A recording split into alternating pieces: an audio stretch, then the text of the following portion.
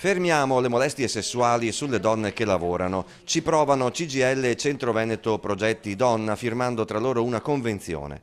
Nel 2017 solo il sindacato ha seguito almeno 20 casi di molestie che sono sfociati in vertenze. 6 le donne che per lo stesso reato si sono invece rivolte al centro antiviolenze di via Tripoli.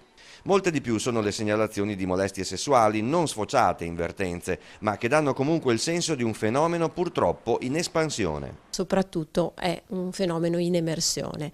Quello che sta alla base dei problemi di cui ci occupiamo e quindi delle violenze sulle donne, e in questo caso particolare le violenze vissute nei luoghi di lavoro, alla base c'è la relazione fra gli uomini e le donne, su cui dobbiamo ancora molto lavorare. Una quindicina ad oggi fascicoli aperti come denunce formali. La Convenzione punta alla prevenzione delle molestie sessuali sul lavoro, che sono catalogate dal Codice per le pari opportunità come comportamenti indesiderati espressi in varie forme che violano la dignità e la libertà di chi li subisce.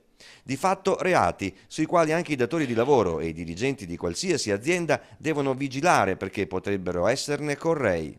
Fare prevenzione e prestare, ripeto, attenzione ad un fenomeno che molto spesso è carsico e sommerso, non emerge, però in realtà prestando attenzione in qualche modo, alzando le antenne, è facile che, ripeto, di questi casi ne vengano fuori.